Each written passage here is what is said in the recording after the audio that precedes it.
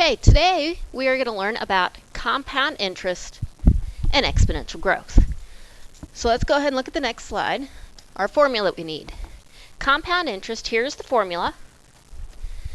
We have P, that stands for your principal, so that's how much money that you put in.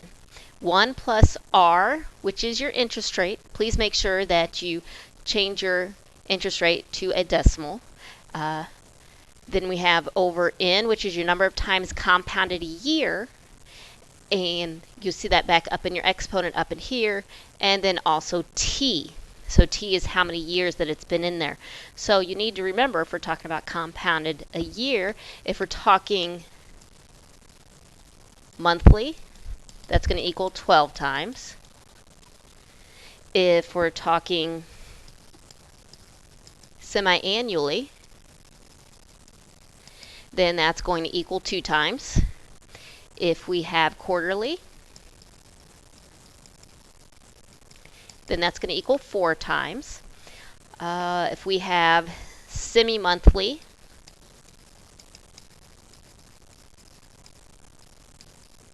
then that's going to equal, if it's semi-monthly, that's twice a month, so that would be 24 times. Actually, semi-monthly would be every other month. So that would be 6 times. And if we talk about bi-monthly, that'll be 24 times. Or of course, if we have weekly, that would equal 52 times. So let's go ahead and try to use this formula.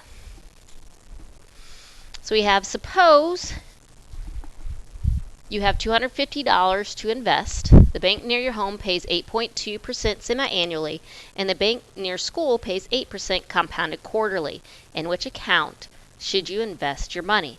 So what we want to do is look for each bank. We always want to look at our principal, our rate, our number of times it's compounded, and our time.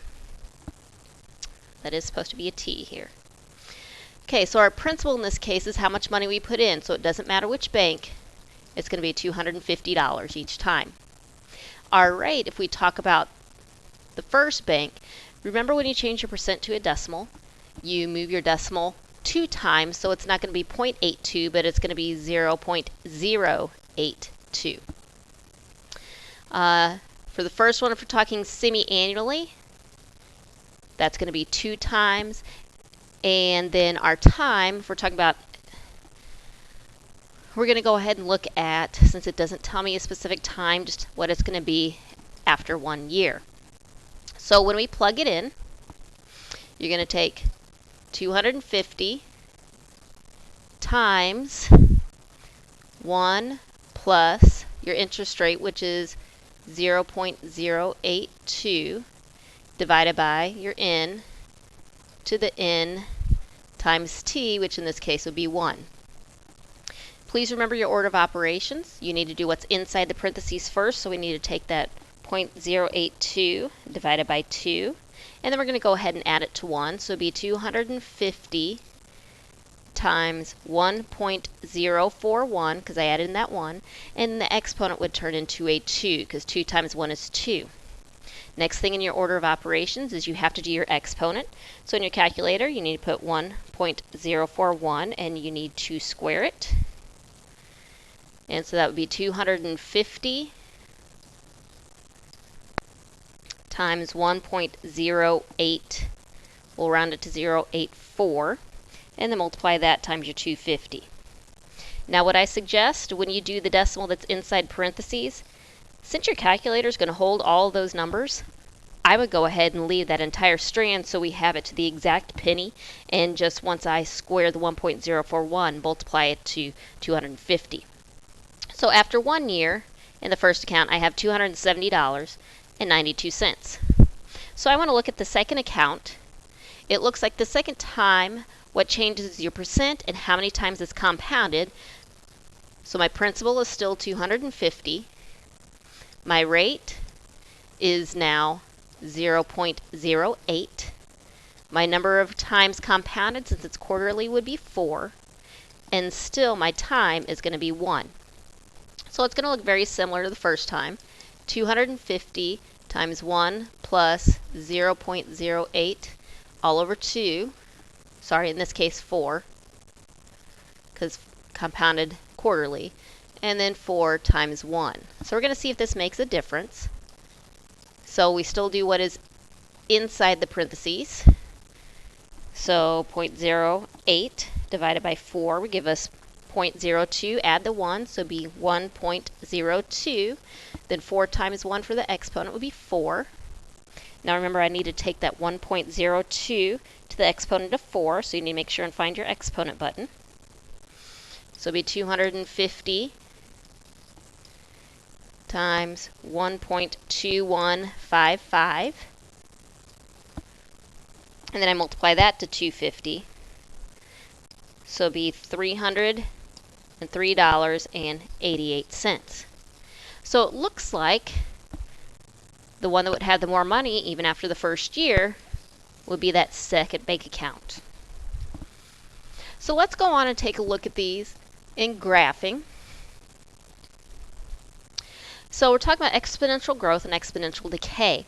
So what we see, if you're A, so if this number here is greater than 1, it's going to be exponential growth. So it doesn't matter if it's 1.1, if it's 5, whatever this number is here, that's going to tell you if it's growth. If this number here is between 0 and 1, so it's like 1/2, 0.75, something like that, it's going to be exponential decay. So that's one thing that we need to remember. So this problem, classify the exponential model as either exponential growth or decay, then graph the function. So first thing we know, to determine if it's exponential growth or decay, I have to look at this number here that has the exponent of x on it. Since it is 0.25, it is between 0 and 1, so this is going to be decay.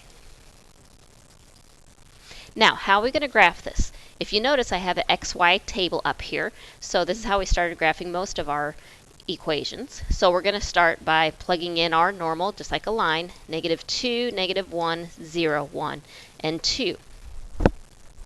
If you remember order of operations, I have to do my exponent first. So if I plug in that -2, I have to do 8 times 0.25 to the -2.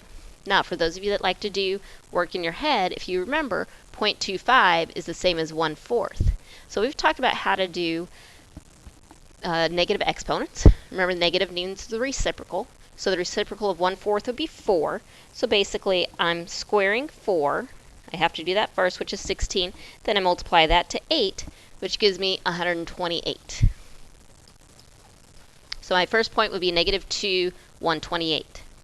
Well, then if I do 8, and remember 0.25 is the same as 1/4, so that's why I'm writing it here, to the -1. Well, I have to do the exponent 1/4 to the -1 power. I just reciprocal it, which would make it 4.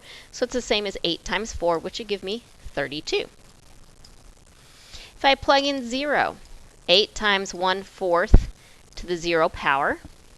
Remember, anything to the 0 power is 1. So 8 times 1 would be 8.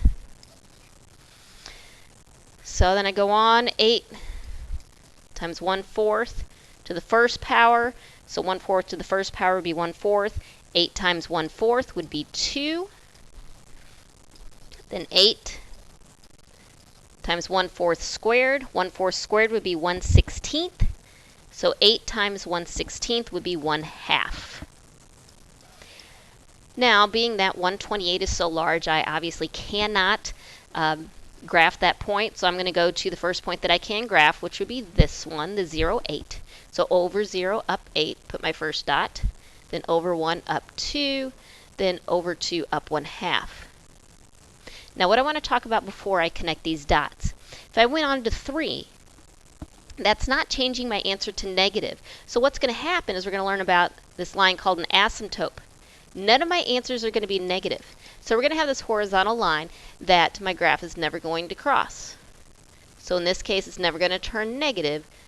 So my graph is going to look something like this. And that's what the graph of an exponential looks like. So last thing I want you to do, go ahead and look at this first problem here. And we'll talk about the graphing when you come back to class tomorrow.